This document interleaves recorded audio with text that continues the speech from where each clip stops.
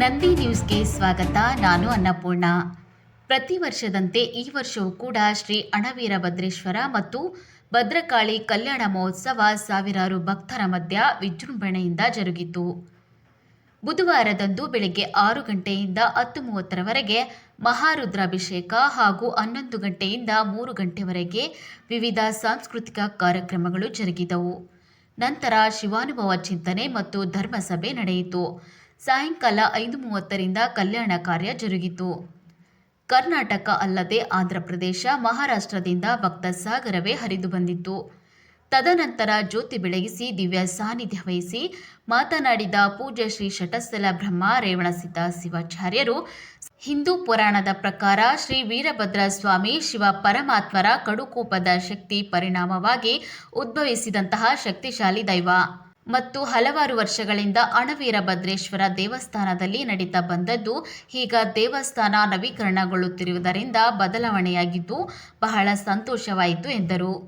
ಈ ಕಾರ್ಯಕ್ರಮ ಅಚ್ಚುಕಟ್ಟಾಗಿ ನಡೆಸಿಕೊಂಡು ಬರುತ್ತಿರುವ ದೇವಸ್ಥಾನದ ಟ್ರಸ್ಟಿನ ಸರ್ವ ಅಧ್ಯಕ್ಷರಿಗೂ ಸದಸ್ಯರಿಗೂ ಮತ್ತು ಭಕ್ತಾದಿಗಳಿಗೆ ಧನ್ಯವಾದಗಳು ತಿಳಿಸಿದರು. ಇಂತಹ ಸತ್ಕಾರಕ್ಕೆ ತಾವೆಲ್ಲರೂ ಕೈಜೋಡಿಸಿ ಇನ್ನೂ ಹೆಚ್ಚಿನ ಅಭಿವೃದ್ಧಿಗೊಳ್ಳಲಿ. ಅಣವೀರಭದ್ರೇಶ್ವರನ ಆಶೀರ್ವಾದ ತಮ್ಮೆಲ್ಲರ ಮೇಲಿರಲಿ ಎಂದು ಹರಸಿದರು. ಅಧ್ಯಕ್ಷತೆ ಪೂಜ್ಯ ಶ್ರೀ ಶಟಸ್ಥಲ ಬ್ರಹ್ಮ ರೇವಣಸಿದ್ಧ ಶಿವಾಚಾರ್ಯರು ರಟಕಲ್, ಪೂಜ್ಯ ಶ್ರೀ ನೀಲಕಂಠ ದೇವರು, ಅತಿಥಿ ರಾಮಲಿಂಗಾರೆಡ್ಡಿ ದೇಶಮುಖ, ಶರಣಬಸಪ್ಪ ಮಮಶೆಟ್ಟಿ ಮಾತನಾಡಿದರು. ಈ ಸಮಯದಲ್ಲಿ ಅಣ್ಣಾರಾವ್ ಪೆದ್ದಿ, ವೀರಣ್ಣ ಗಂಗಾಣಿ, ಡಾಕ್ಟರ್ ಅನಿಲ್ ರಟಕಲ್, ನೀಲಕಂಠರಾವ್ ಪಾಟೀಲ್, ಸೋಮಣ್ಣ ಕುರಕೋಟಿ, ಮಹೇಶ್ ಪೆದ್ದಿ, ರಾಜಶೇಖರ್ ಗುಡುದ, ಅರ್ಚಕರಾದ ಗೌರಿಶಂಕರ್ ತೆಂಗಿನಮಠ, ರೇವಣಸಿದ್ದಪ್ಪ ಕುರುಕೋಟಿ, ಸಂತೋಷ ಚಿದರಿ, ಜಗದೇವಪ್ಪ ಮಹಾಂಗಾವ್, ಚಿಕ್ಕವೀರಪ್ಪ ಮಾಮ, ಮಲ್ಲಿಕಾರ್ಜುನ್ ಕುರುಕೋಟಿ, ಮಗಲಪ್ಪ ಸರ್ ಚಿದರಿ, ನಾಗಣ್ಣ ಗಡ್ಡಿ, ರವಿಬಾಳ ಭಾಜಭಜಂತ್ರಿಯವರಿದ್ದರು. ರಟಕಲ್ ಪೊಲೀಸರು ಬಂದೋಬಸ್ತ್ ಕಾರ್ಯವನ್ನು ಅಚ್ಚುಕಟ್ಟಾಗಿ ವಹಿಸಿದರು. ವರದಿ ವೀರಶೆಟ್ಟಿ, ಹಳ್ಳಿ ಚಿಂಚೋಳಿ. ಭವ್ಯೆಯಿಂದ ವಿಜೃಂಭಣೆಯಿಂದ ನಡೀತಕ್ಕಂಥ ಬಹಳ ಹೆಮ್ಮೆ ಪಡ್ತಕ್ಕಂಥ ವಿಷಯ ಅನ್ನೋಂಥ ಮಾತನ್ನು ಈ ಸಂದರ್ಭಕ್ಕೆ ನಾನು ಬಯಸ್ತೇನೆ.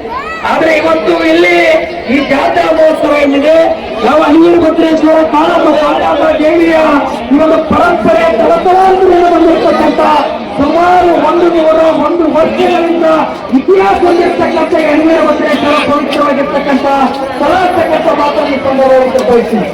ಆ ಟೈಮಲ್ಲಿ ಈ ಒಂದು ಅಣವೀರಭದ್ರೇಶ್ವರ ದೇವಸ್ಥಾನಕ್ಕೆ ಹಿಂದೆ ಅಲ್ಲಿ ಹೆಜ್ಜೆಗಳಿಂದ ಒಬ್ಬರು ಇಲ್ಲಿ ಗಂಡಿನ ಮನೆಯವರು ಆಮೇಲೆ ಹೆಣ್ಣಿನ ಮನೆಯವರು ಅಂತೇಳಿ ನಮ್ಮ ಚಿದ್ರಿ ಸಂತೋಷ್ ಬಸವರಾಜನವರು, ಅಲ್ಲಿ ನಮ್ಮ ದೊಡ್ಡಪ್ಪ ಸೂರಮ್ಮ ಶೆಟ್ಟಿ ಅಂತೇಳಿ ಇವರೆರಡೂ ಮನೆ ತಂದಿಂದ ಒಬ್ಬರು ಗಂಡಿನ ಮನೆ ಕಡೆಯಿಂದ ಇನ್ನೊಬ್ಬರು ಹೆಣ್ಣಿನ ಮನೆ ಕಡೆಯಿಂದ ಇಲ್ಲಿ ಬಂದು ಮದುವೆ ಮಾಡ್ತಕ್ಕಂಥ ಸಂದರ್ಭ ಆಗಿನ ಕಾಲದಲ್ಲಿ ಸುಮಾರು ವರ್ಷಗಳ ಹಿಂದೆ ಇಲ್ಲಿ ಯಾವ ರೀತಿ ಇತ್ತು ಅಂತ ಹೇಳಿದ್ರೆ ಇಲ್ಲಿ ಒಂದು ದಟ್ಟವಾಗಿರ್ತಕ್ಕಂಥ ಅವೆಲ್ಲ ಪ್ರದೇಶದಲ್ಲಿತ್ತು.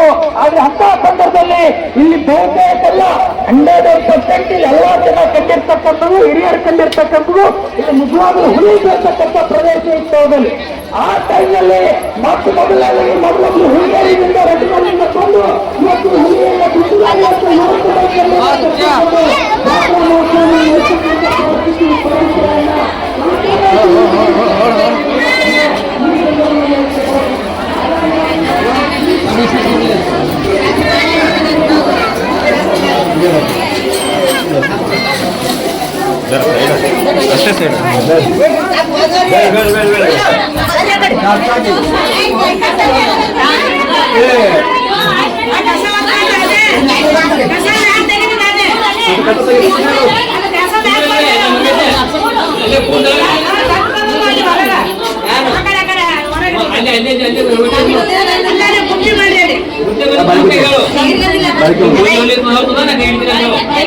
ಸೈಡ್ ಬಾಳಿಕೆ